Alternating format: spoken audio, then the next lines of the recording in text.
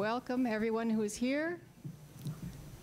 I think we've got one more person coming in the door, too. Take your seats. Welcome to all of you for this forum for Menomonie School Board candidates. I'm Ellen Oakes. I'm a co-president of the League of Women Voters of Greater Chippewa Valley, sponsors of this forum.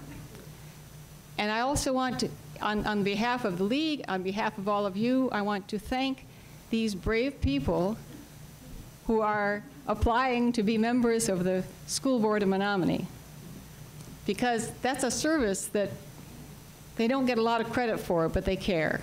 So we got 7 people here tonight who care, and we have all of you who care to hear them. This is 2020, and it's a big year. The League of Women Voters was formed in 1920 to help women become informed and active participants in all levels of government.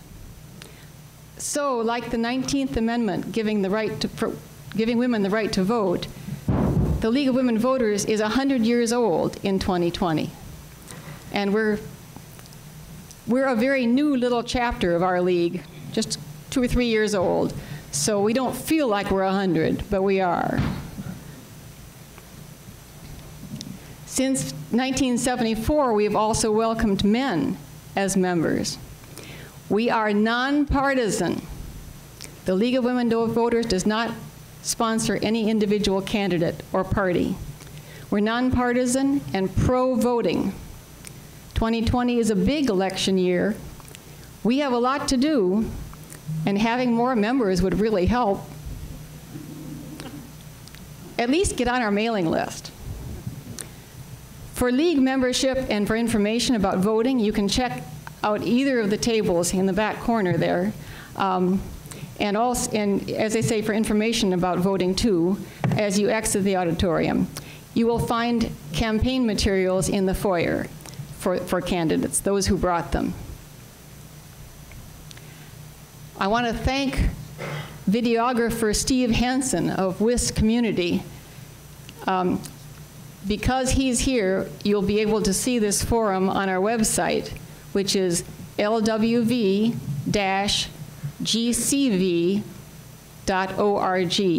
Maybe you can read it up there, especially if I repeat it, lwv-gcv.org. Thank you, Steve, for that service. We also want to thank Jeff McSweeney as the executive director of the Mabel Tainter Center for the Arts. I always stumble over that phrase because I just want to call it the Mabel Tainter. It's wonderful that we're able to use this space tonight as a very respectful kind of setup for an important piece in our community's activity. The field of 7 school board candidates will be narrowed to 6 at the primary election on Tuesday, February what? 18th. Very good. And after that, it'll be narrowed to the 3 victors in the spring election on Tuesday, April 7th. Okay, well, that's a little farther off. But you'll keep that in mind. Voters may vote for 3 candidates at both the primary and the spring elections. That's kind of unusual. Here are the rules for this evening. Candidates have drawn lots for their seating arrangement. They just did that, and they did it in the dark, so there was no cheating. Number 1 will go first for opening statement, and 2 will be second, and so forth down the line. And when we have closing statements, we'll start with number 7. Who is Heather Klandermann at the far end. The candidates will make opening and closing statements of up to 2 minutes in length.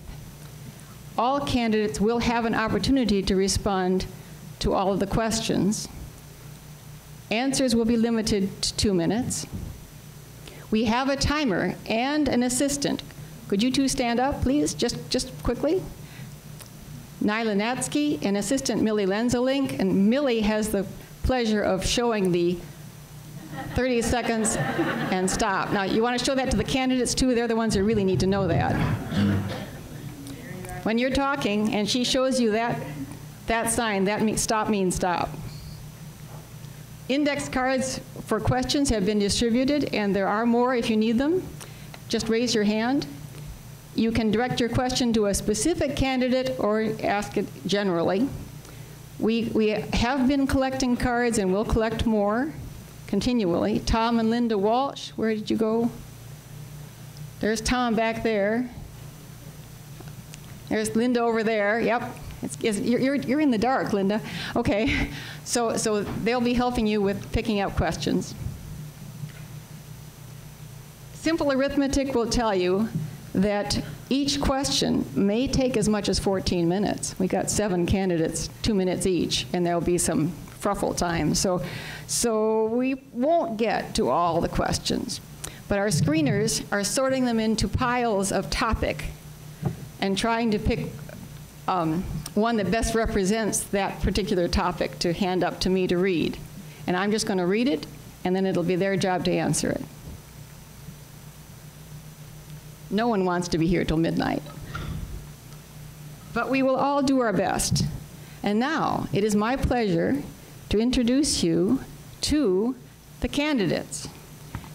And number 1 in introducing herself will be Tanya Hughesby. Is it already on? Oh, yes. Hi, I'm Tanya Hughesby. I grew up in a very similar town to Menomonie, out east in Vermont. I attended college in Illinois and graduated, way back when, in '96 with a bachelor's of business with a dual certificate in English, business education and English. Married in '98, and we moved to Menomonie in 1999. I was fortunate enough to be a teacher at Crestview Academy in Eau Claire for over 10 years. I was a middle school teacher along with a 3rd grade teacher also. It was a family decision for me to stay home with the arrival of our 3rd son. Stayed home for him a bit, and presently working at Reality Works. They make products for classrooms. For the past 5 years, I'm their project manager. Let's see, a little about my family. My oldest is a graduate, which is odd to say, of the high school in 2017. He's now studying actuarial science at University of Minnesota Duluth. I have 2 kiddos at the middle school level, 1 in 8th grade and 1 in 6th grade. Our family has been, or was invested in Oak Lawn for over 15 years. I did numerous roles on their PTO, including some leadership of treasurer and president numerous times over then. I was elected as a school board member back in 2012 for a 3-year term, and recently I was filled a resignation term for a year on the board. Let's see, investment in the community since we've been here. I've done everything from being on the board of sports such as the Menomonie Youth Hockey, did that numerous years. I also have sat on the ARC of Dunn County numerous times and brought different events to our community such as Corks and Canvas. I am also a presenter at UW Stout and at Wisconsin Indian Head throughout the year for the past 4 years to discuss children with varying abilities along with parent engagement and advocacy. Qualities that I find important to have as a board member, strong principles, confidence, and ability to communicate, but above all, intentions and honesty to always be transparent and forthright.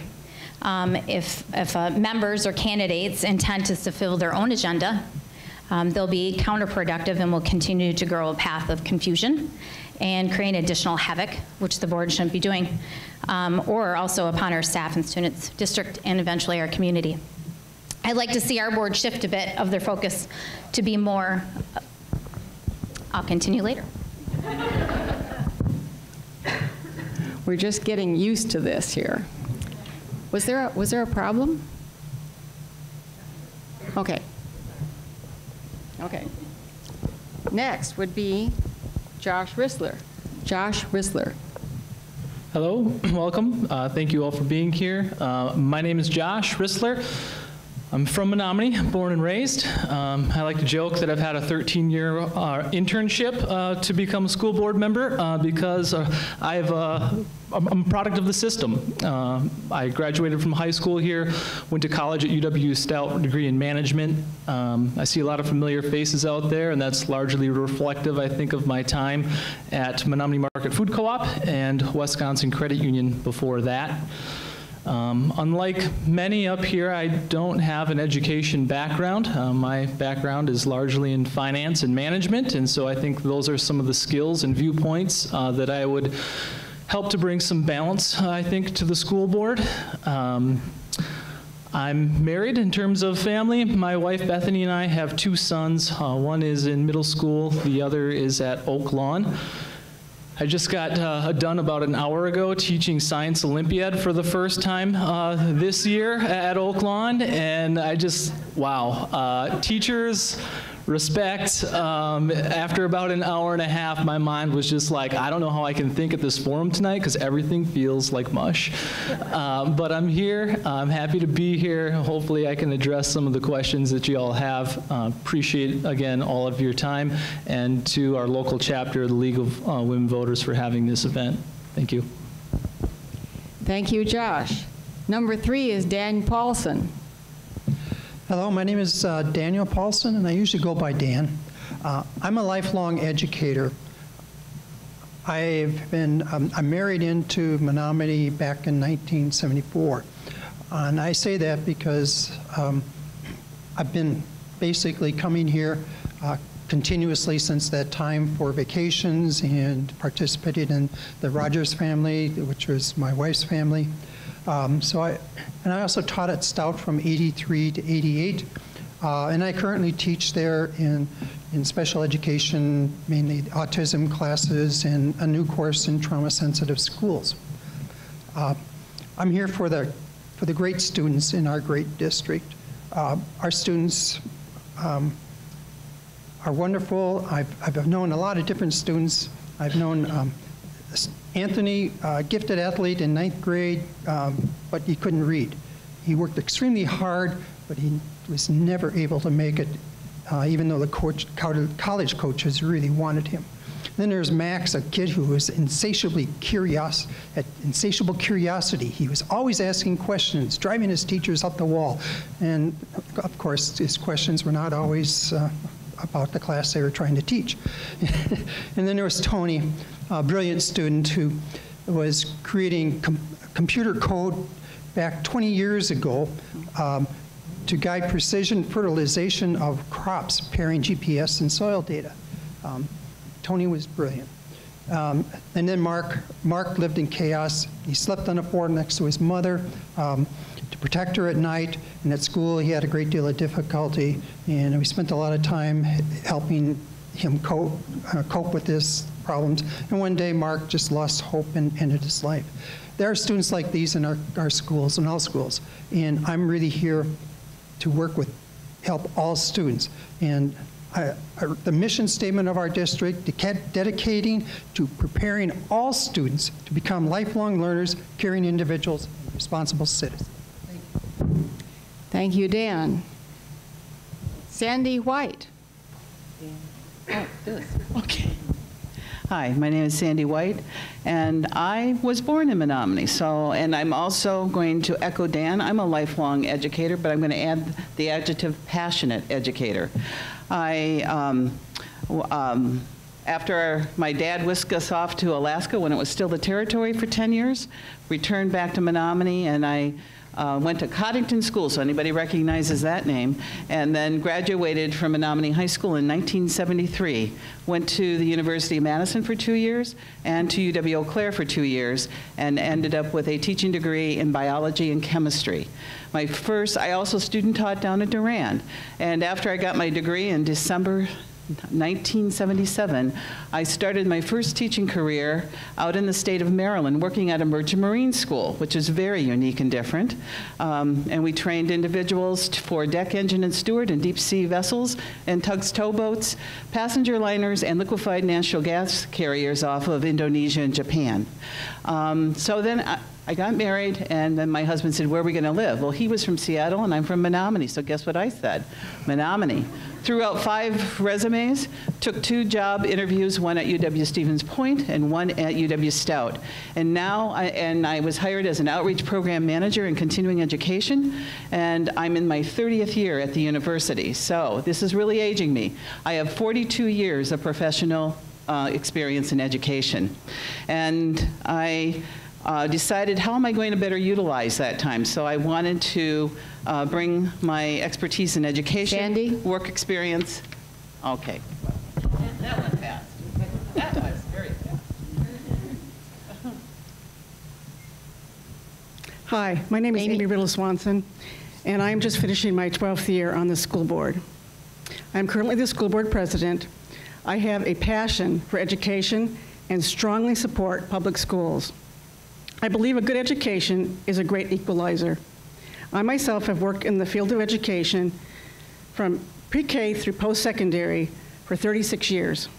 Without the good education I received and my avid thirst for knowledge, along with my experience, I would not be sitting where I am today.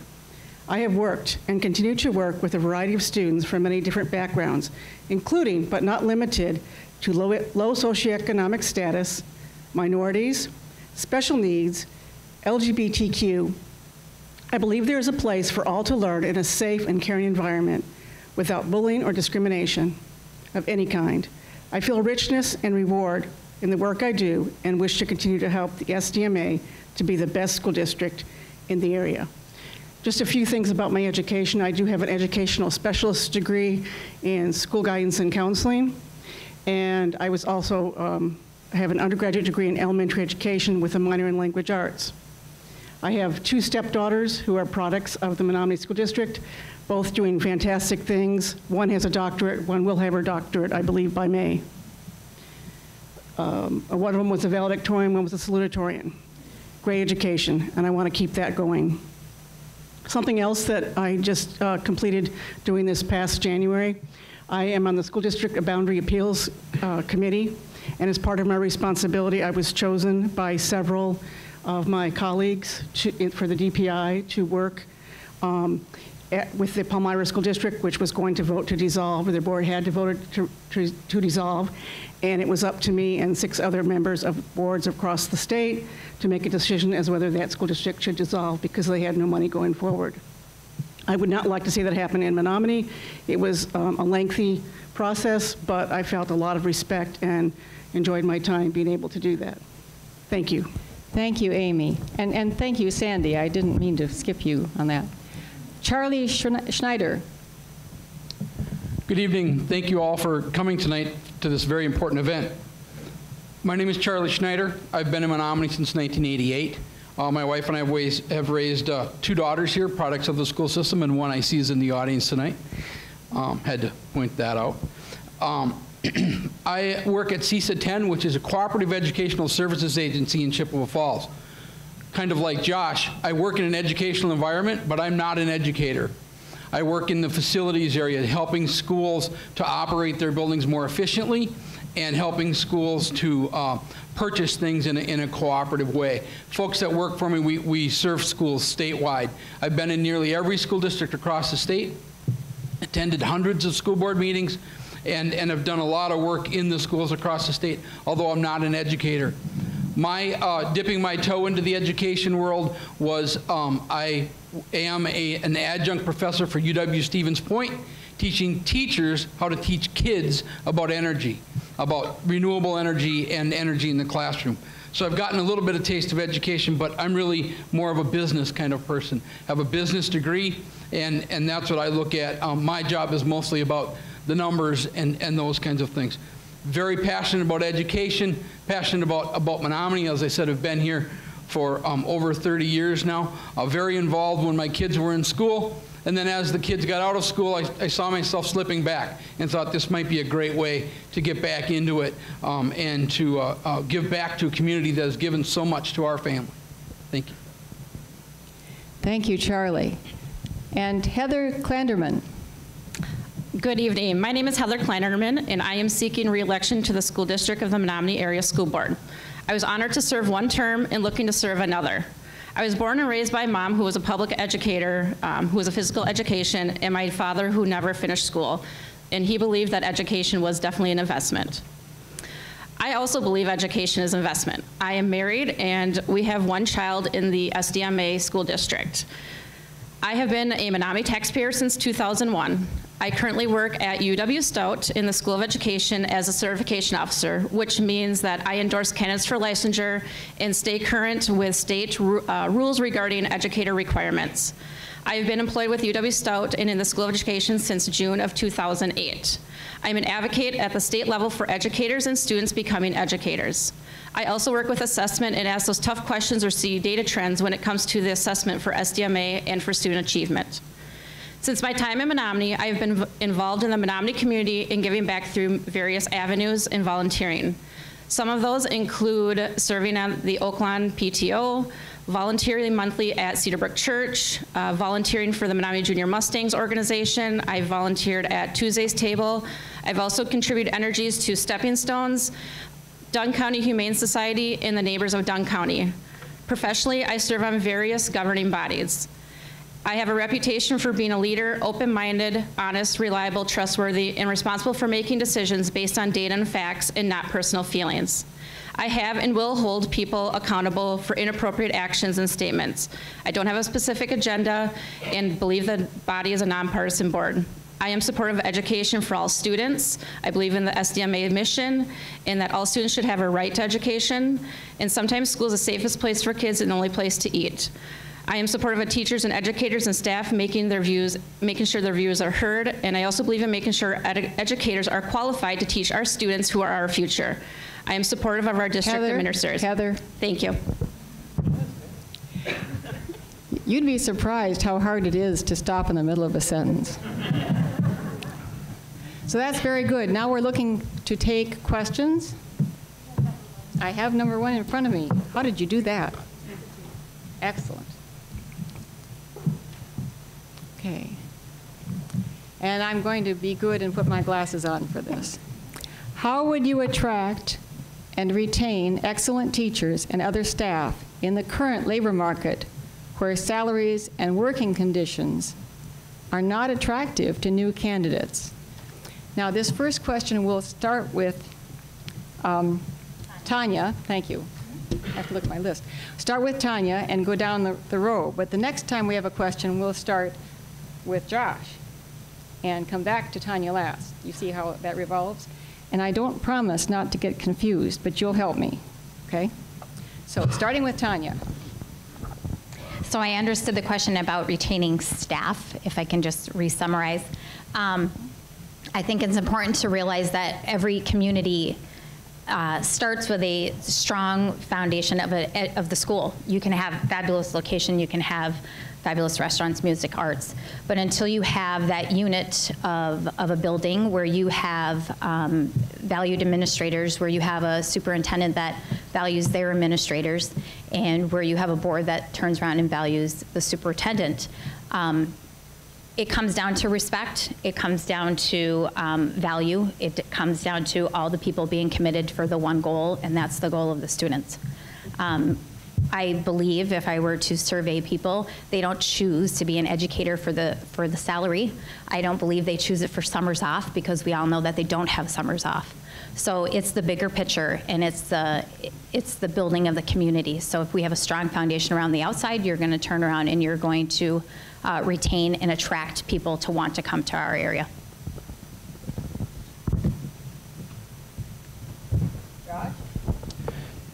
Yeah, I would say that it's not a problem that's unique to our school district in any specific way, shape, or form. This is a nationwide kind of problem throughout all areas of industry.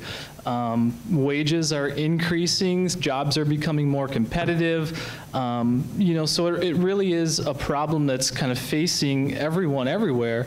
And I think, and from my perspective and my experience on the management perspective, a lot of it ties back to culture. If you have a place that's fun, upbeat, vibrant, where your voice is heard, you're an active participant in the collective, you're building a culture that is encompassing all ideas, beliefs, ideologies. People really want to be a part of that. It's something that is unique. It's hard to do. Not a lot of places do it well. But I think it all really ties back to that culture component, that if you have a place that is a standout, people will want to come. They might not get paid as much as they would at a competing district. The benefits might be different. The industry itself might be different than what they were originally looking at. But people hear about these things, and it makes impressions, and it gets people to stay. Appreciation is a huge component of management, and if your staff feel appreciated and valued, they'll show up to work, and they'll like their jobs, and they'll give back more than they would have potentially otherwise. So to me, I think it all ties back to the culture that we can create.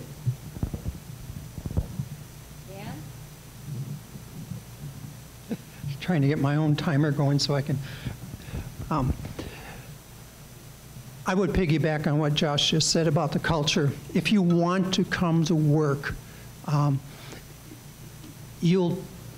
pay and the benefits may not be absolutely the best, and over the years as an educator, I've looked with envy sometimes upon other people and people in my family, but man, when I go to work and I work with those kids and I come home at night, there's no greater feeling of satisfaction, no matter what.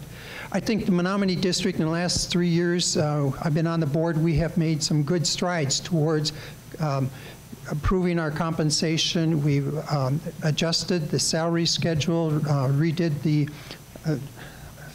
basically dumped an archaic system of points and things and really revamped it so that it is much better at this point. I think we're in a good position to attract the best teachers around.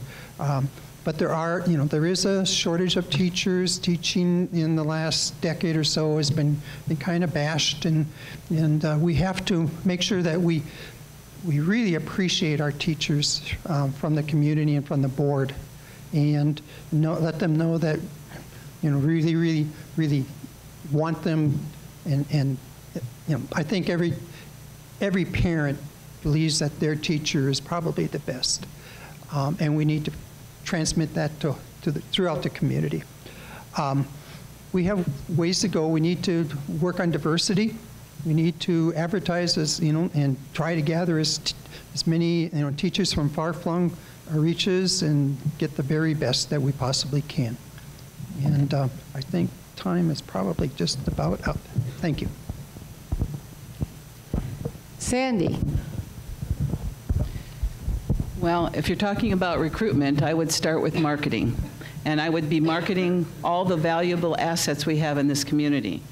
And at the school district. Number one, yes, Menomonie School District has a compensation plan that values education and professional development. I was involved 3 years ago with helping with a hybrid Master's in Science and Education program, and I'm proud to say that 19 of the teachers of the Menomonie High School graduated from that program. We also have a wonderful university in this community and lots of opportunities for cultural interaction. The quality of life in Menomonie is good, and the quality of life for those teachers' children is good. And if we show them that we value them as educators, we will involve them as stakeholders in making continuous improvement. I work at a campus where we 20 years ago, got the Malcolm Baldrige Award. So we value high standards and integrity and involvement engagement from the grassroots level. So if we can show that and demonstrate that through quality marketing pieces, I think we have a better chance. I also work with the program for special education. 647 students or emergency license were out there in just 2 years ago. I work with an online BS special ed program where we are trying to engage individuals as paraeducators in that program so that they can go on and get their special ed certification. So there's lots of opportunities out there, and I think we have to show them all the valuable assets we have in our own community right here in Menomonie. Thank you. Amy. Well, number one, I'd like to say that we have some excellent teachers in Menomonie that go to work every day and are happy about going to work every single day. One of the things that I would like to see is a better culture for teachers, not just in our school district, in our town or anything. I think school teachers get a big hit. You know, everybody says, oh, they have summers off. And as Tanya pointed out, we know they don't. So I think we need to make sure that we appreciate our teachers. One thing that I've heard over and over again, and this actually came from Senator Herb Kohl, he says teachers are the ones who teach all the professions. So knowing that, it's very important. They have a very important job because they're bringing up the next generation of our students. I think we do have a competitive pay plan here. That's a great start. That's great. I think teachers need to be appreciated for what they do. I think that's it in a nutshell. Thank you. Charlie. Well, I agree with what the others have said about culture. I think it really comes down to the culture. As has also been said, nobody got into the teaching profession to get rich. It's because they enjoy it, and they are that's their passion for most of the people that are doing that. But the culture, I believe, starts with the board and with administration, and then to the teachers. And so I think it's very important that the board show that it's getting along and that it's respecting the people and respecting the teachers, the administration, and then the administration to the teachers, and then the teachers to the kids. I think that's a very important point. And as far as the hiring and the recruiting, I live this every day. As I said earlier, I work at CISA, which we're a cooperative of school districts. I try to hire engineers who can go out and work for companies like 3M for much more than I'm able to pay them. But when they come to work for us, they make less, but they typically stick around because they enjoy it. It's the culture that we have. It's the culture that we've created. And I think that's the most important thing when bringing in and recruiting and retaining teachers. It's all about that culture. You can handle maybe not getting paid as much as you might make somewhere else if it's a great culture. And I think that's very, very important. Lastly, I would just say that I think that the board and the culture is good, but I think it can always be improved. And we should always be looking back. We should always be looking at how we're doing and then trying to improve it. And just continually trying to chase excellence, if you will. Heather.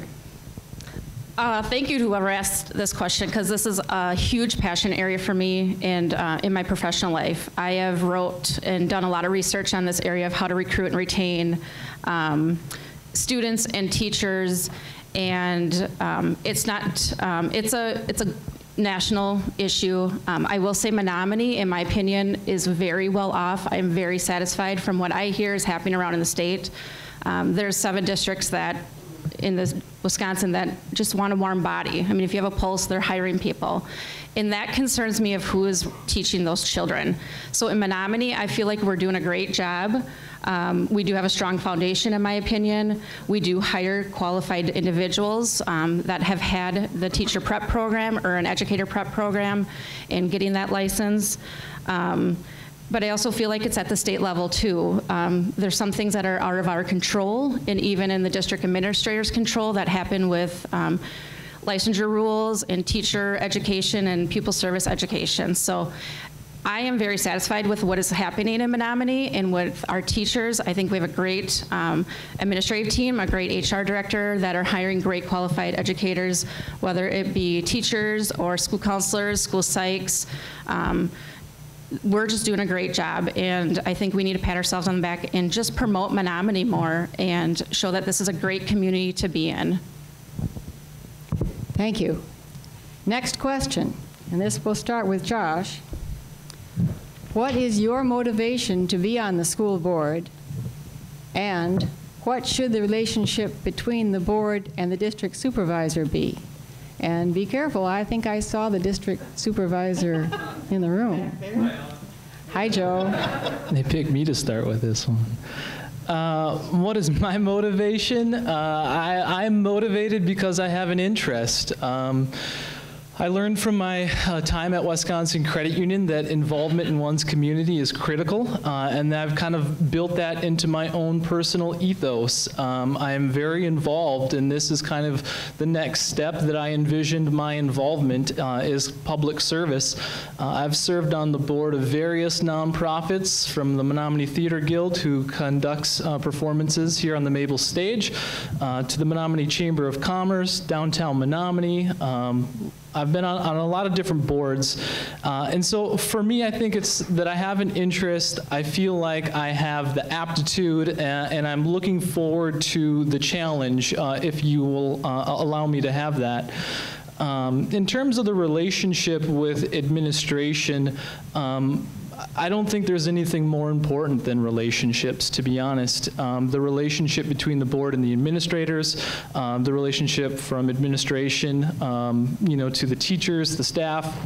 I mean, it's all about relationships. So, I mean, in terms of how that framework should look like, I think it should be collaborative. I feel like it should be respectful. I feel like the board needs to stand firm on things that the board needs to stand firm about. And I think the board also needs to listen actively, and process information, both from administrators and the rest of the community stakeholders, and be willing to go to bat when it's our responsibility and time to do so. So that's what I see that relationship looking like.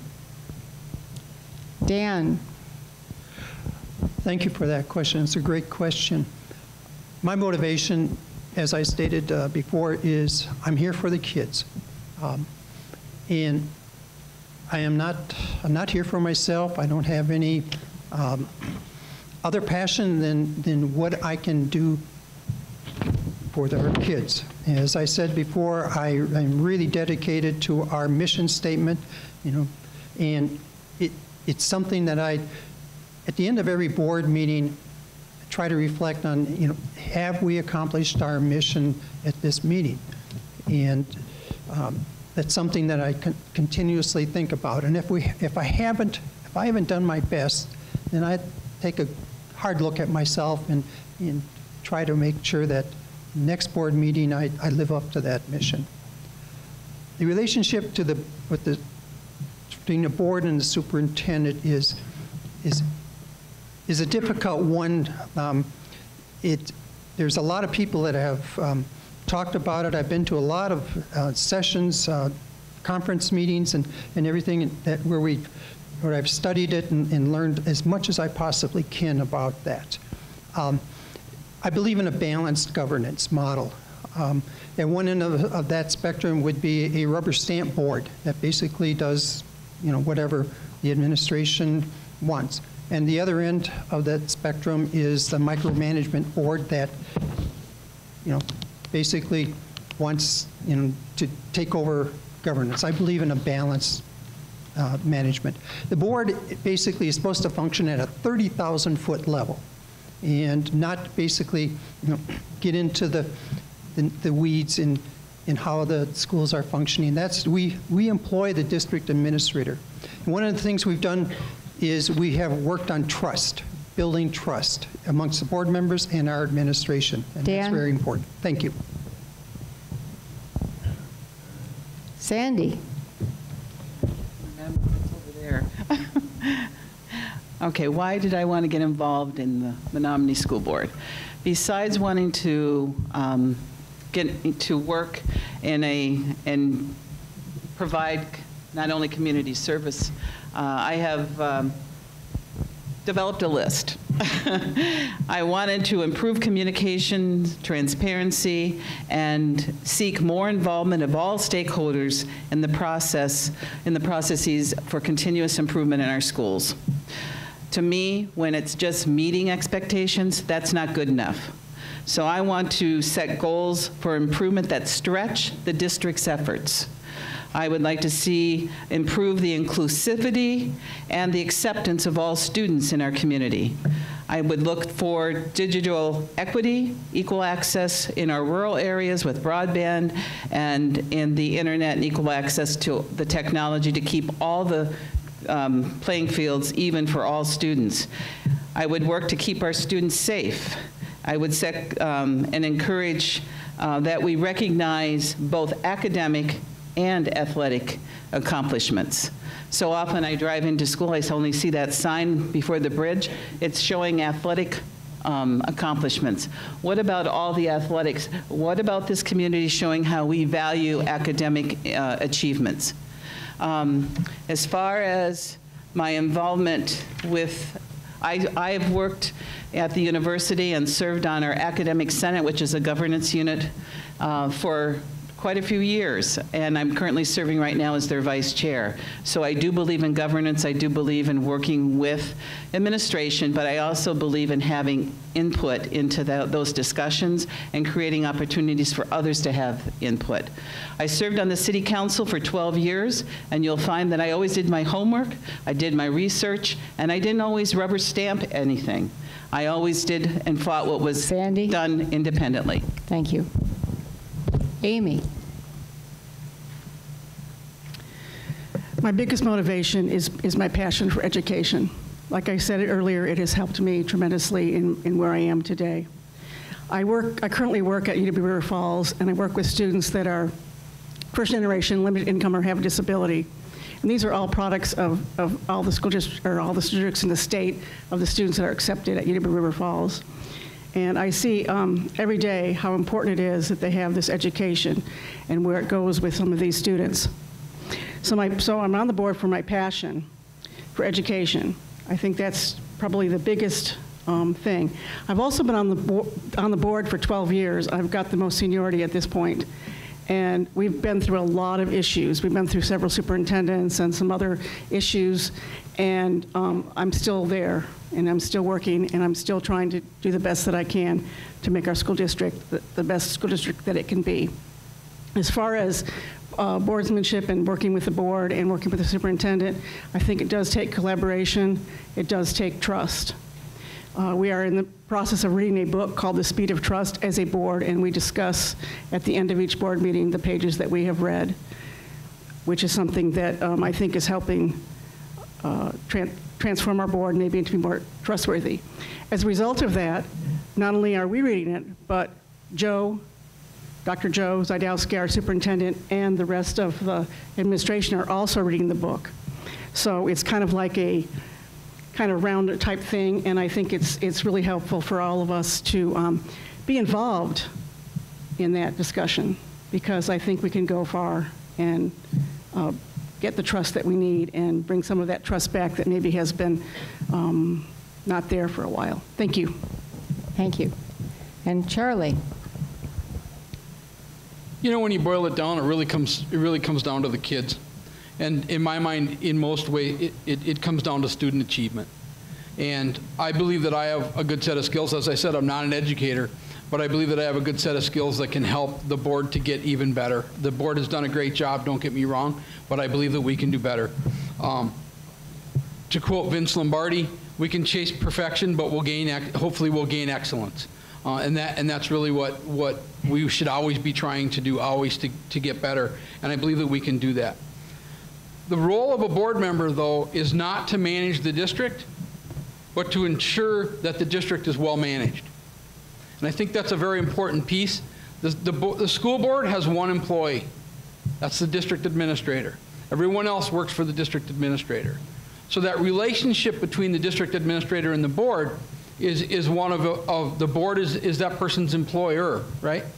And I think if you were to ask the people the 45 roughly people that work for me, that we have a very good relationship, but when it comes down to it, I'm their boss, and they need to do to strive to get better, to meet our goals and do what we need to do. And in the end, that's really what it comes down to, because if we don't do that, we won't meet our goals.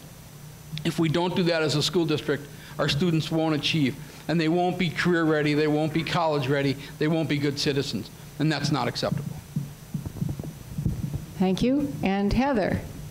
Well, Charlie, that was a great answer, because that was kind of what I was going to say. So I kind of echo what you said.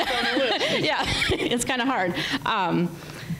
You know, I will also kind of echo what Charlie said. You know, it's also trust with the superintendent and trust with the administrative team, and also respect. As Charlie said, Dr. Zadowski is our employer, and making sure he is doing what he needs to and setting the goals to make sure that our district is moving in the right direction and our students are getting what they need. My reason for running is for the little girl down there in the blonde hair. She's my reason. That's my daughter. But it's not just for her. It's for all the kiddos that are in the Menomonie School District. I want to make sure that, and you know, one of my goals is try to make sure it's equitable and that all students have amazing educational experiences while in SDMA. And again, it's just, Charlie took my stuff of just trusting and not micromanaging, and trusting what Joe does as the leader for the district and the people that report to him. So. Thank you. And Tanya? I don't have a lot more to add, because yes, Charlie did took the answer and went with it. And yes, Mr. Zadowski would be, you know, the one half of our job. But as an effective school board member, which hasn't been talked about yet, our only job is to follow and create policy to forward thinking our community. So as yes, we all have passion and we all love the kids and we support the teachers and staff, but our goal and what our purpose as a school board member is to follow policy and is to create it, to make us a forward thinking and to push us forward.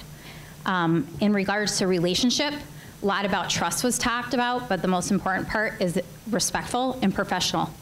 As a candidate, I can confidently tell you that you will not see or hear me criticize anybody on social media that's amongst here as candidates.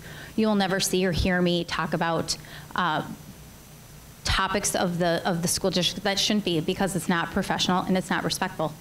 And that would go also to the high level of respect and professionalism for Mr. Zadowski. I don't need to agree with everything, but I respect his role, and as a board member, that's what I need to do. Thank you. Okay, next question. This one is written in small print. Recently, a group of students and community members reported allegations of pervasive and ongoing bullying of LGBTQ students in the district. If you were on the board when these allegations were made, what would have been your personal reactions? And what should the school board and district do about allegations of bullying? Is there a difference between this and other bullying? And the first person to answer this question, Dan Paulsen. Thank you. Another excellent question. I was in the hospital at the time of that board meeting, but when I learned of it, I was deeply disturbed.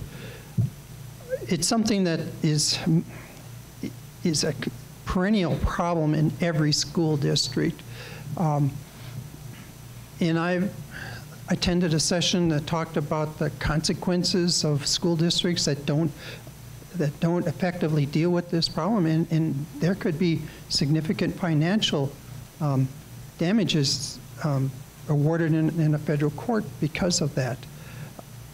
I think that one of the, we have a board policy, a very good board policy. It's on bullying and harassment. It's 411.1 if you want to look it up. And the big thing is making sure that that policy is fully implemented and followed. The board does make policy and does follow policy, but the one of the big roles of the board, too, is to evaluate our policies and make sure that they are working and they're being carried out effectively. I think that after that, the board took and the administration took a good hard look at what our policy and our practices were, and we've made significant adjustments to them. One of the things that I'm really proud of is the bullying statement that the board just passed.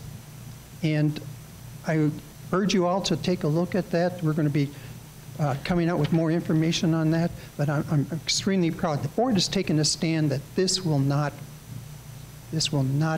be allowed in our schools. We will do everything we possibly can to protect our students. Sandy White. Well, I've got a copy of it right here on bullying. And it is our responsibility to ensure that we create a safe environment where all children feel valued and feel comfortable in that learning. We need to help them in that learning process, and we need to ensure that the environment is conducive for that. As I'm looking through this, there are some protocols. I would expect those protocols to be followed and processes to be in place that would help involve all the stakeholders in whatever the issue was, to involve them in dialogue over what happened and occurred, and then make sure that they are respected in providing that input. And then I would, as a board, make sure that we should review this policy periodically and see where there might be improvements made to it if there are still some issues that arise that weren't adequately dealt with the initial complaint. Amy Riddle Swanson. Okay. I was actually at that meeting. All of us were there, like except Dan, I know, was not there. And it was very disturbing to see those children and those allies come forward. But I will say this. We have some great students that came forward and articulated very well what was happening, and also were allies for their fellow students. And I thought that was excellent. And so as far as I'm concerned, I think we have some great teachers out there who have taught kids how to be articulate. So I think that's great. As a result of that happening and those kids coming forward, we are now looking at our bullying policy more clearly, making sure that it is being followed. We will be doing that every year. We will be checking it out, making sure that we aren't missing anything, that the rules are being followed. And as Dan said, this is true to my heart, and I was just so excited the board did this, and that was to come up with our value statement on bullying. Yesterday morning, I taped that, and it will be coming out soon. I think it's on the agenda for us to review on this next meeting on Monday, and then go from there as to how we're going to disseminate it. So watch out. Thank you. Charlie Schneider. Simply put, bullying of any kind is wrong, and it shouldn't be tolerated. It's as simple as that. I was not at the board meeting, and honestly, I'm not probably as familiar with the rest of the folks up here as to what happened.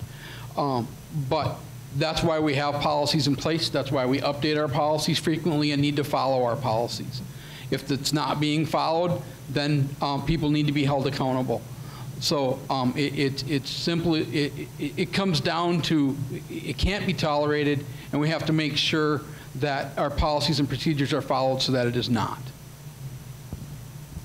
Heather Klandermann. I do believe all students should have a safe environment while they are learning and while in the SDMA.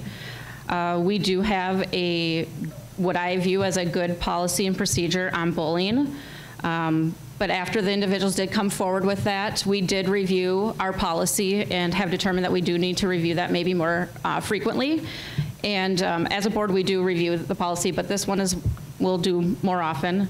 And we, as Amy said and Dan said, we have come up with a bullying statement, and sounds like that will be coming out very soon, which is exciting. But also, one of the things that during my time on the board is I've created a board policy exhibit 165. It's called Board of Education Norms and Operating Procedures, and this kind of came out of some of the issues that were occurring within the board, and one of it is following the chain of command, and that kind of falls under the bullying, is having following the chain of command when something does happen with that, and that is following the policy and procedure that we have for bullying. So, Tanya Hughesby. A lot of P words going around: policy, process, procedures, path. I think the question is almost multi-layered, because yes, we have a policy, but the part of the situation that I think I would still go back and question would be board process. It was mentioned that students came and they shared, fabulous, but my understanding for process-wise is that there's a chain of command, just like Heather spoke of. So if there's a concern with a student, the student should go up a level. They should go to a teacher, to a safe teacher. From that standpoint, after that point, they should also go up one more level, and they should go to their building counselor or administrator. From that point, they should go up another level, and that administrator would go up to the superintendent, and then the following would be the school board. So policy, absolutely agree. I believe all children should be safe. I believe, yeah, nobody should be bullied, period. Special education to multiple minority groups that we teach. But the other part of it is the board process. Was everything followed properly?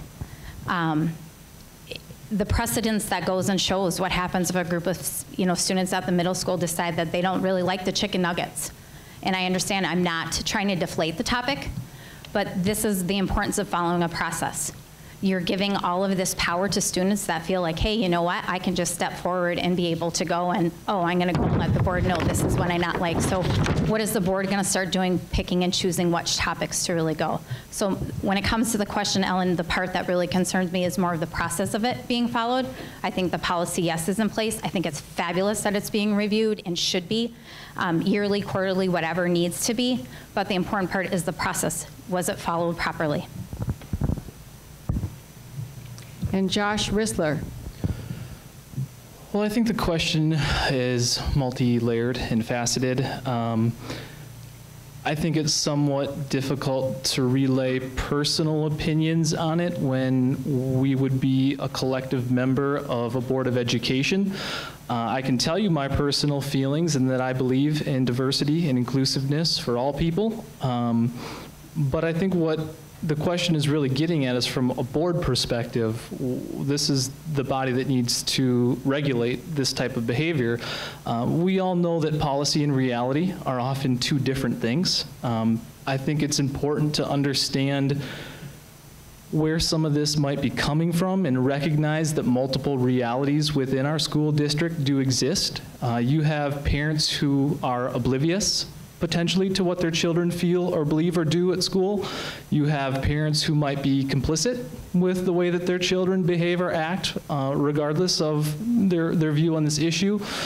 And lastly, there might be parents who are supportive of their children acting in the way based on their own culture and theology that they have at home. And so I think it's important to acknowledge all of that. But really what it comes down to me is what you're willing to accept becomes the new standard. And so I think as a governing body, we need to be very clear with the expectations, the processes, and all the procedures that go into this, and make sure that they align with what we want that culture to be like in our school district.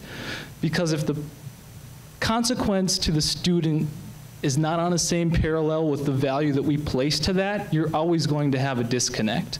And so I feel that would be our job as school board administrators to make those policies equal the level of the vision of the culture that we have for the district. Okay, we've been around, right? Yeah. So next person to be first is Sandy White, and here's the question. Test scores for social emotional learning have slipped. What is your vision for balance between social emotional learning and academic achievement?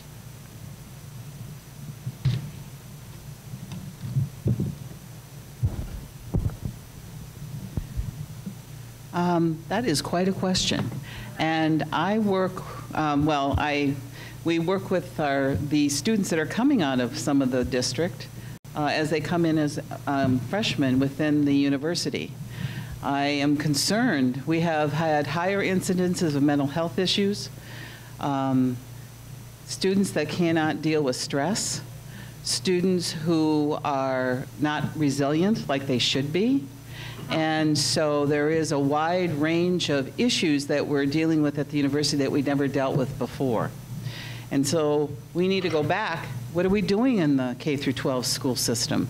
And we do need to work on a wide range of skills that helps prepare those students emotionally to deal with crises, issues, and we need to give them strategies and training on how to proceed when things don't always go like it should.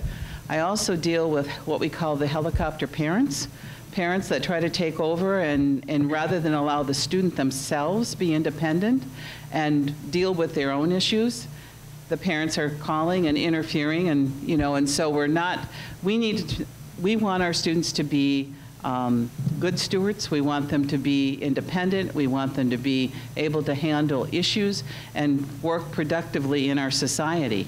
So it's a comprehensive, well-balanced list between what we do with them emotionally and also and how we handle their academic achievement. And sometimes the emotional issues do interfere with the learning processes, so we need to learn how to deal with those in a comprehensive manner.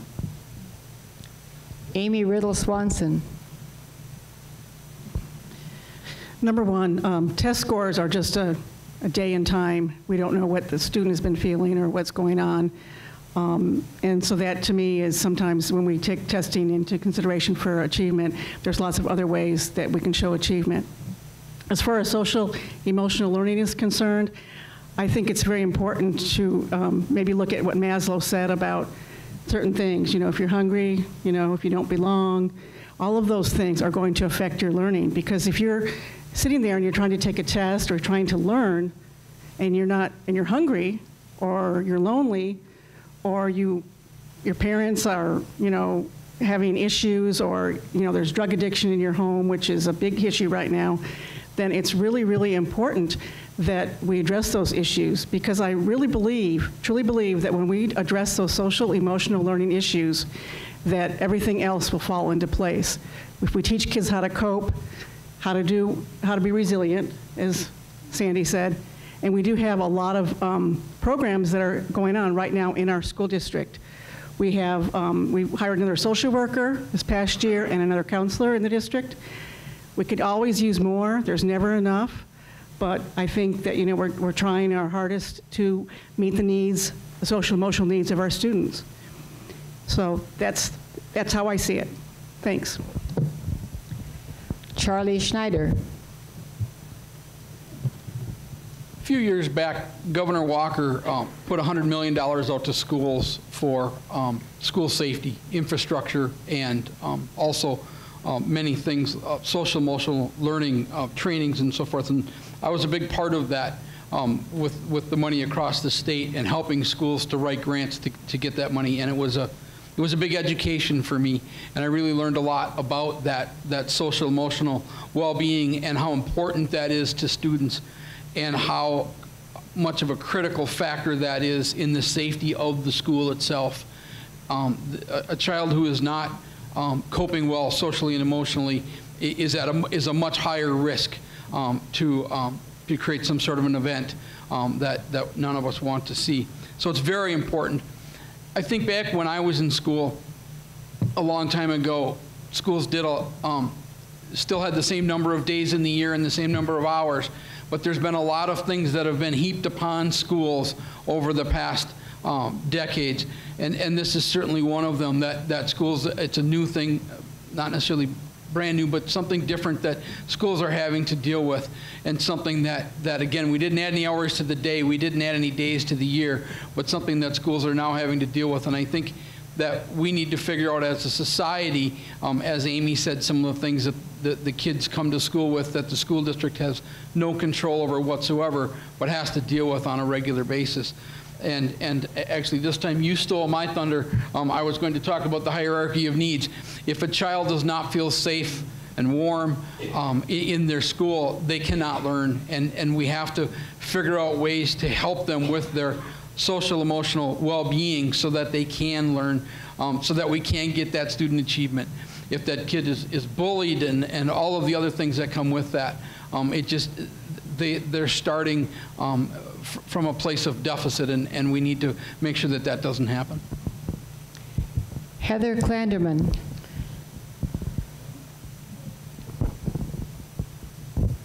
This past year, being on the board, we did hire an additional school counselor and another social worker to help with the SDMA students' social emotional learning.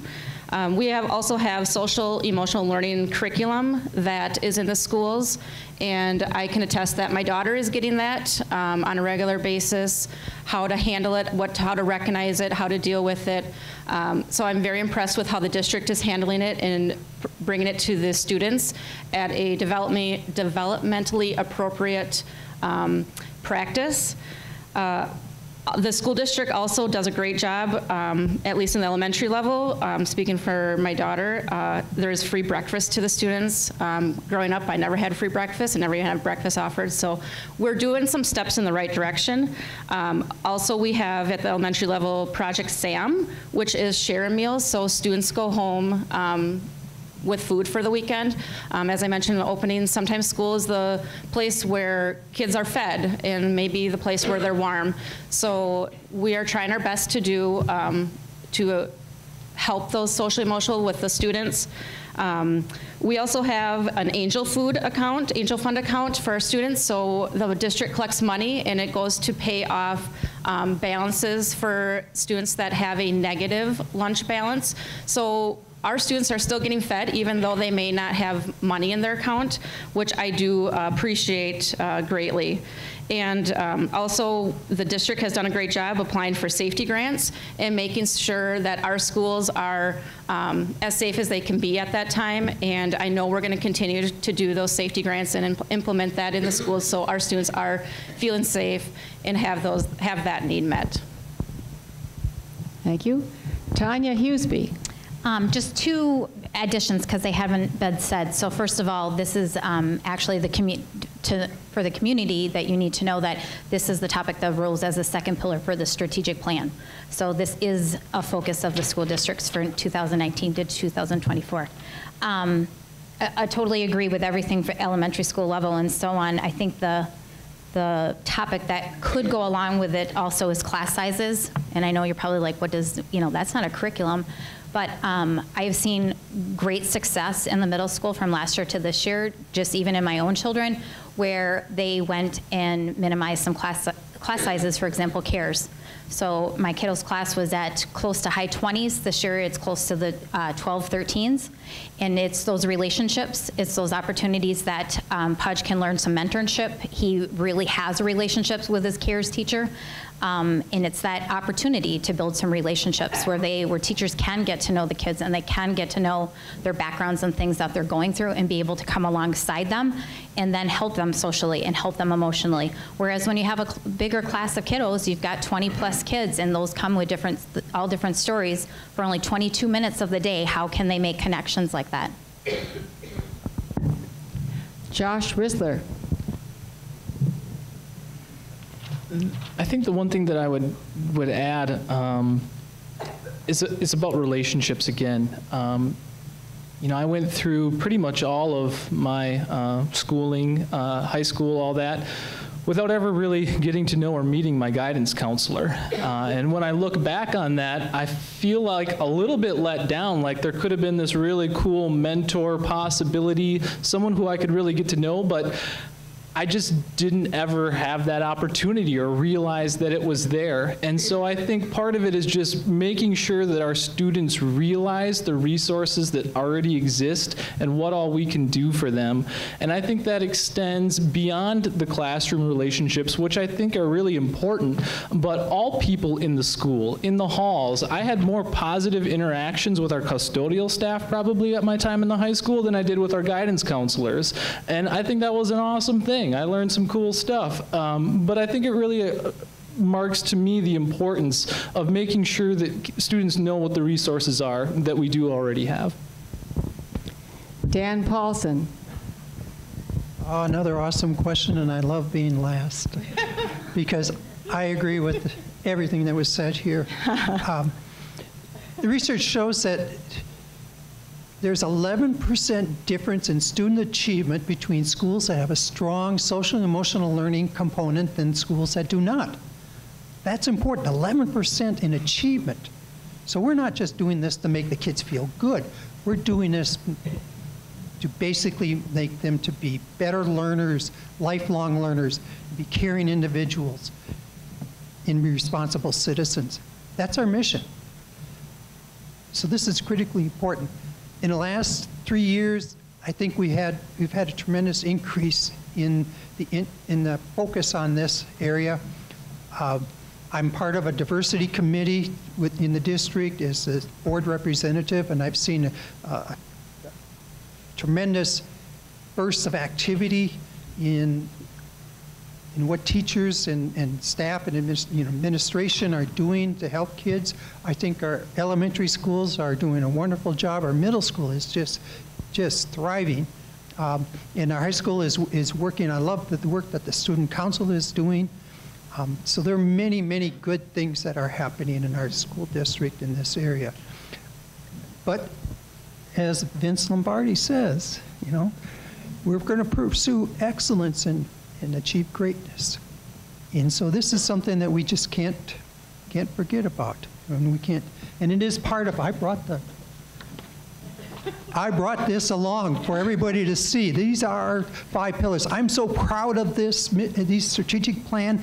And number 2 is social and emotional learning.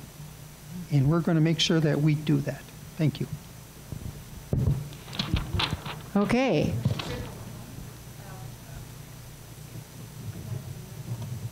I see 17 minutes on my watch. We did start 2 minutes late. and I just realized that I didn't remind all of you to silence your cell phones. And the next question starts with Amy Riddle Swanson. Long-term studies show that students spend increasing amounts of time in front of screens and devices. How should schools balance the need to educate students about technology with student development needs for socialization and physical activity? That is quite a balancing act, even in my own life. Sometimes, my husband can attest to this, that sometimes, and he too, we get involved in our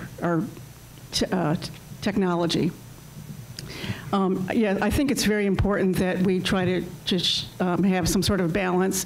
I know that our students in grades 6 through 12 are assigned a Chromebook, and I think that it's important for them to have that in some respect, because I think our world is changing and computers are what's out there, and they're going to need to know how to do that. But in the meantime, I also think students need to also learn proper etiquette when they use a computer, and how to correspond or how to use the certain functions. And also, I think that teachers need to make sure that students are utilizing it for educational purposes and not for game playing or doing other things in the classroom. From what I understand, I'm thinking that it's highly possible that our school district has some parameters as far as some of the sites they may block, so students in the school district, or at least in the school, probably are not able to get some of that information or go to those sites that they'd like to go to or whatever. But also, at the other end, we also need to make sure we have students that are outside. This also doesn't just need to be, with the school. There's also parents out there too. In my day, it was TV. We were supposed to limit the amount of TV, and now everything is technology. So maybe just limiting the time, turning it off at a certain time before bed, those kinds of things. I think that it's really about education. It's about educating our students to use it, properly. And that's all I have to say. Thanks. Charlie Schneider. The reality is this is the slowest computer that the kids today will ever use. Think about that compared to the phone when you were a kid. The phone when I was a child was hanging on the wall and was a rotary dial, right? Think of what this does. I don't think we should fight it. I think we should embrace it. I think we should embrace technology. But one of the things that we also need to embrace with that technology is kids' ability to use the computer, the internet, when they're at home. Not everybody has the same level of access. We need to be supportive of broadband access across our state and across the area so that each kid has the ability to do that. Because now some kids go home and they can't do their homework the way other kids can because they don't have the computer. And then maybe they get onto the gaming device instead of the computer to do their homework. As far as the outside activities are concerned and physical activity, obviously very important in a child's life. And one thing that I wasn't a part of, but the board and the community, the district has done here recently is the athletic complex at the high school. I think that's a great thing. I think that's and it could be even better. And it's not just about athletics, but athletics is a big piece. And I think that's very important that we support that. The community supported that, and I think the school district should as well, and has, and should continue to. But back to the computers, as I said, I think we should embrace it. I think it should be a part of the classroom. There are a lot of apps. There's an app for that that the kids can use in their classrooms. The teachers can bring it into the classroom. So I think that not only the Chromebooks, but also the personal computing devices should be embraced by the school and should be used as much as possible to help for student achievement. Heather Klandermann. I agree with Charlie. The technology or the devices are the future. We're even seeing that in higher ed now, where, at least for UW Stout, we are a laptop campus. So undergrad students that are on campus are able to receive a laptop. There also needs to be a balance with devices and physical activity. Kind of like as adults here, we need to balance life and work. And what we need to do is also teach our students and our kiddos the balance between devices and physical activity. I think also embracing technology and learning at school, they can also learn about safe searching and internet, how to be safe on there. A few weeks ago, I attended the Wakanda 5th grade park ranger, and I was blown away by the research that they had done on the computer. We grew up with encyclopedias. Students now have computers to do. So let's show them the correct and proper way of how to do that research, and that will help them in their career or in their future, and showing what is a good source, what is a bad source, or a good site. What is a bad site? SDMA does have some good firewalls for the Chromebooks for the students that are offered in the 6 through 12 here. So we are, working on that, or has a good setup with that. The district also does provide hotspots for individuals that may not have internet at their home. So students can check out hotspots and use that at their home to work on homework if need be. And I know the district just sent out a survey here about technology uses, and they're always looking to improve ways for technology for all individuals in the Menomonie School District, especially in the rural areas that may not have access to it. Tanya Hughesby. Similar to what Heather said, I can also proudly say that I was on the board when the middle school decided to allow cell phones in the classroom, and I am proudly to say that I was very against it. So with that, I'm super excited to see that now they are no longer at the middle school, and what a positive atmosphere it's been. And I wish I had written down some of the feedback from Mr. Betcher, but the amount of interruptions that go on during the day have now been reduced unbelievably. It's interesting also to see the stress level of my child go down, because there isn't constant attachment to social media during lunch or during downtimes. So just a much more positive atmosphere. Back to the one-to-one, it's been wonderful. It's a nice, even playing ground for all students. For special education students, they're able to have the one-to-one, and they're being able to utilize it. They are getting their lifelong skills to be able to use them. Josh Rissler. I have two boys, 12 and 10, who spend way more time on electronic devices than I ever did, but I don't necessarily think that it's doing my sons any harm. I think it is highly dependent on this child or the student. Both of my boys do very well academically, socially. They are regular users of Minecraft and computers and all sorts of stuff that I really don't know that much about.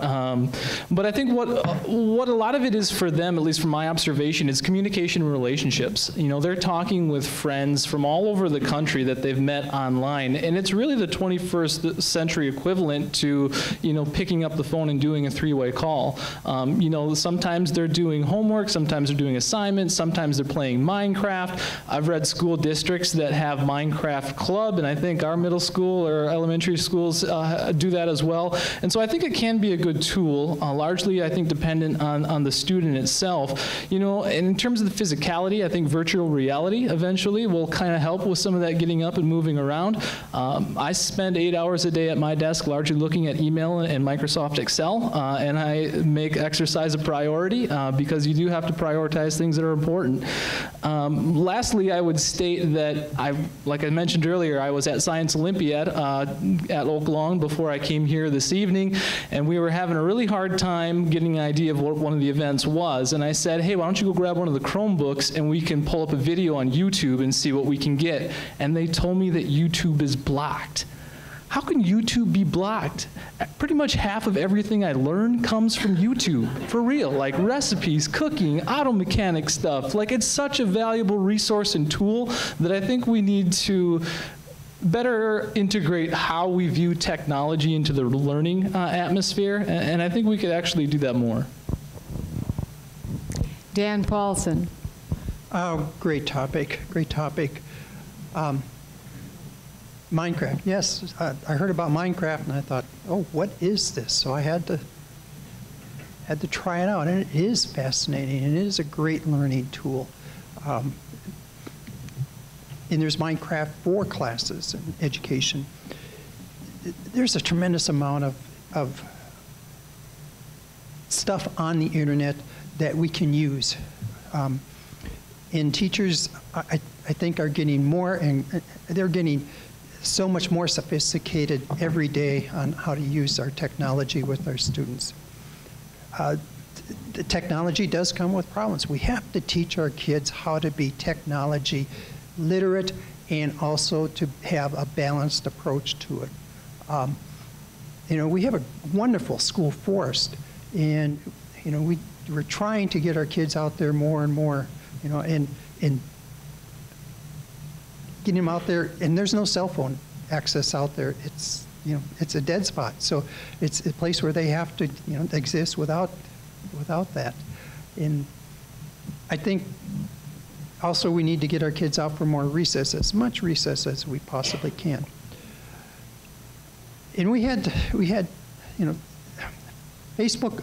Let me tell you a story. I was in a high school classroom subbing one day, and there was these boys that wanted to use the computers end of the day, and 30 seconds, and so I said, okay, at the end of the day, you guys got your work done. So they were back there, and they were on YouTube, and they were and I said, you know, you guys can't be playing video games. And they said, no, we're not watching video games. We're watching people who record their video game play. And one of the boys said, I want to be a professional video game player so that I can play the game, record my play, and then others will look at it, and then I'll get sponsors, and they'll pay me. I will earn a good living as a professional video game player. Can't argue. Although, you know, NFL too. Sandy White. Well, I mentioned earlier I lived in Alaska for 10 years, then Southern Maryland for 13, and then moved back to the family farm here in Wisconsin off of Dairyland Road. So, and I spent, as some of my community service, 15 years on the Urban Forestry Board. So maybe it tells you a little bit about, I am an environmentalist, and I believe strongly that we need to get our kids outdoors. And I just happened to pull this. This was off of the website of one of our current school board members, and you know who you are out there. It was from the conversation. It was published on June 4th, 2019. Outdoor learning has huge benefits for not only children, but also teachers. So why isn't it used more in schools? The outdoors environment encourages skills such as problem solving and negotiating risk, which are important for our child development. It allows the kids to get beyond those four enclosed walls and gets them outdoors thinking creatively, gets them more engaged in their environment, and especially in a time where we're trying to teach more sustainability and the future protection and being good stewards of our planet. So I am I really do want to promote that, and I hope that our environmental center is being appropriately used by the school district. I also have a niece who's 11 years old, one is 9 and 11 that are living in Portland.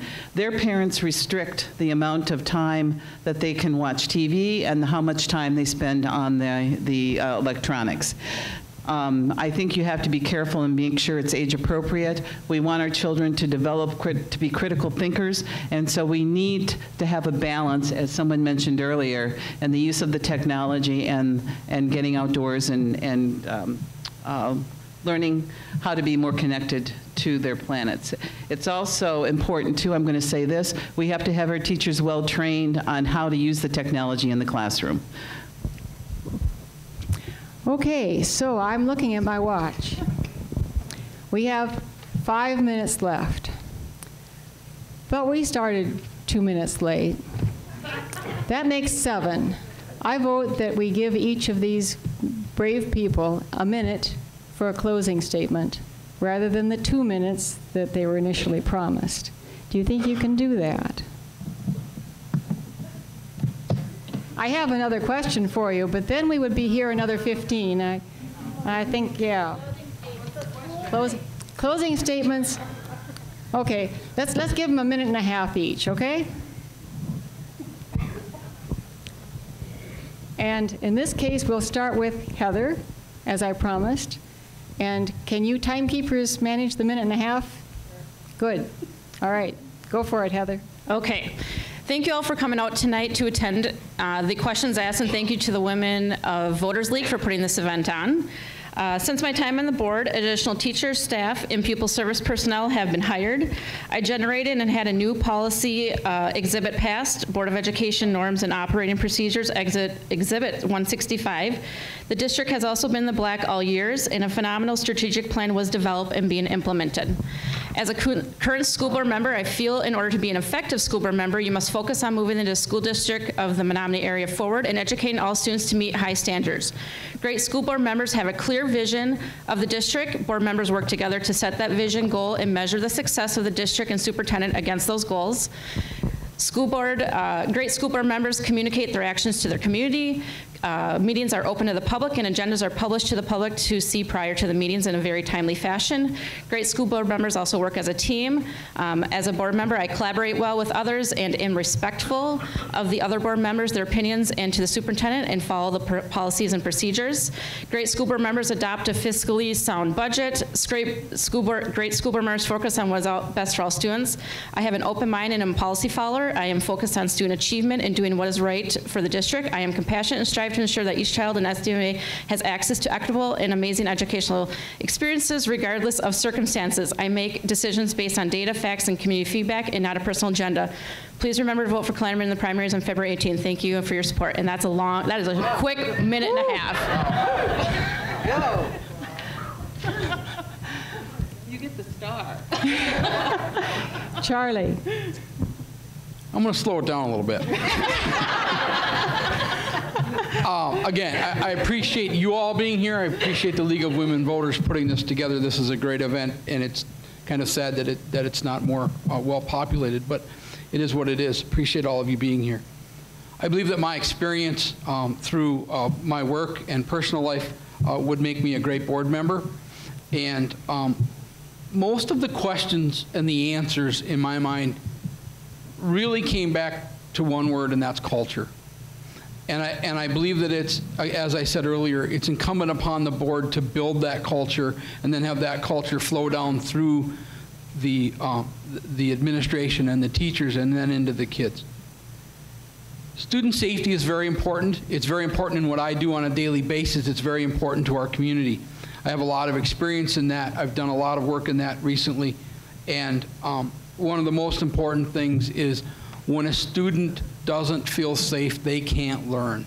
That's very important. We have to make sure that our students feel safe, whether that's from bullying or whatever it might be. They need to feel like they're safe.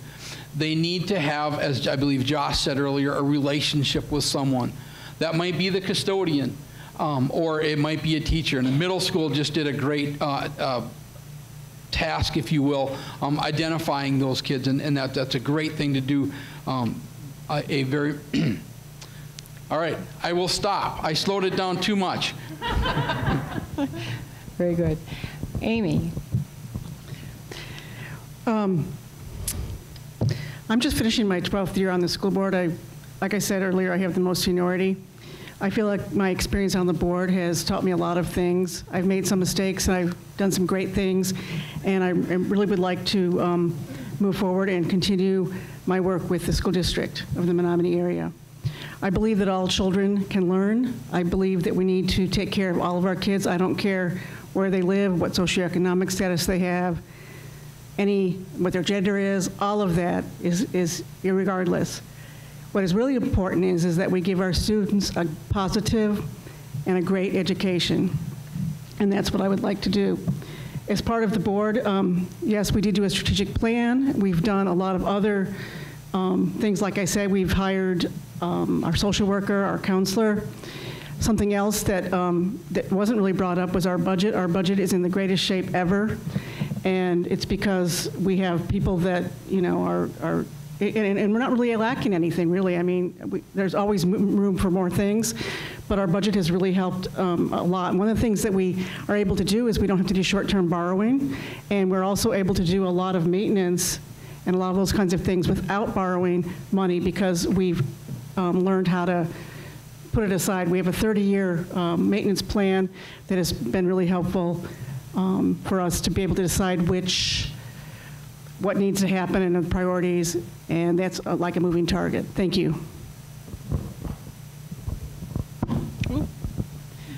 Sandy. Well, first of all, I want to say I consider it quite a privilege to be here with the 6 other individuals sitting here at this table.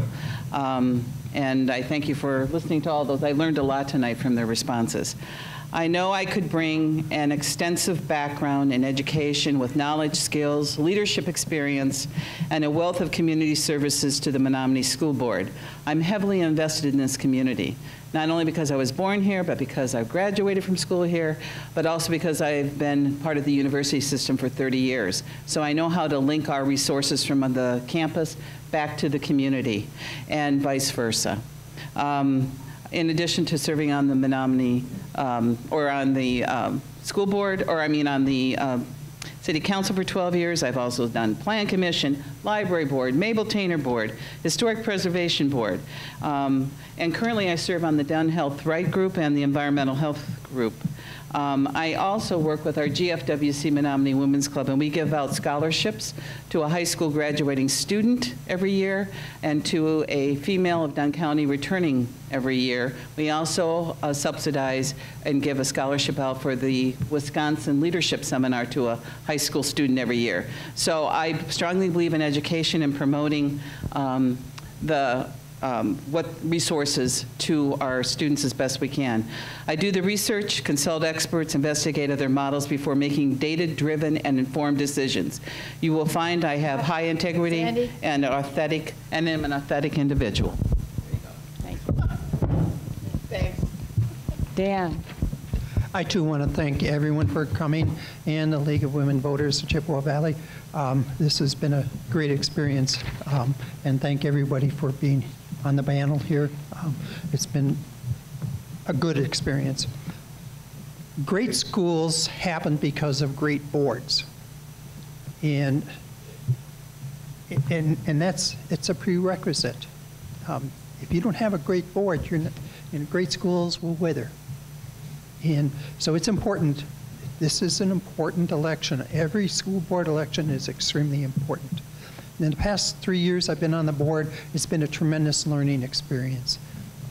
I walked on the board thinking that, oh, I've been an educator for, over 40 years. I know everything.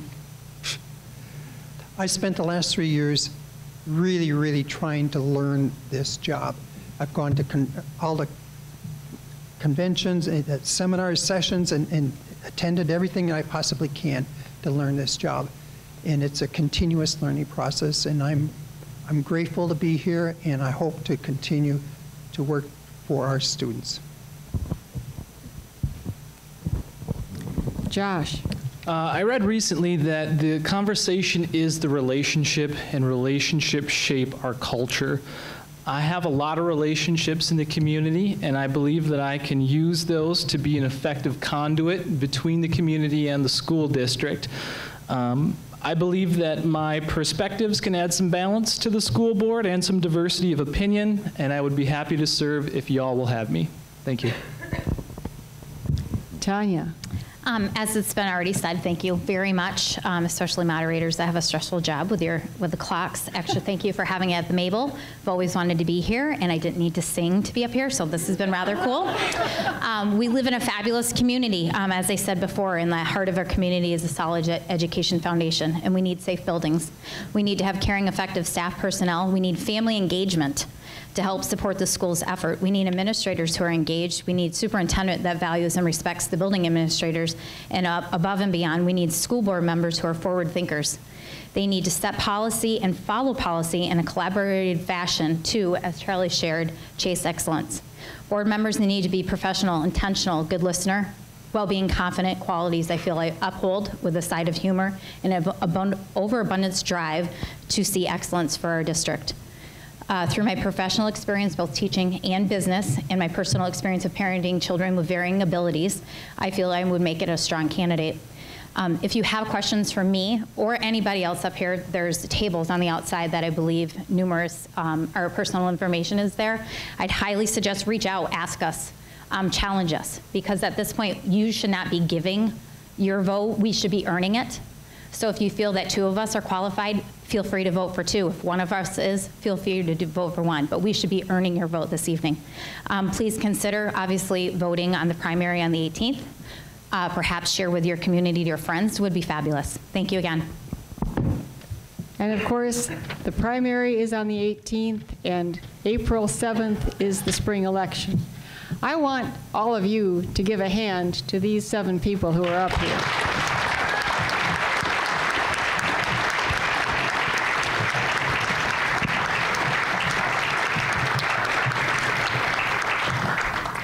Because I think this is a pretty good selection for you guys to have. Now I think maybe the 7 of you should do a little applause for the people who came tonight. All right, yay. And this is the end of tonight's program, but if any of the candidates are willing to stick around and have a little visit with you, I'm sure that's a possibility for a short time.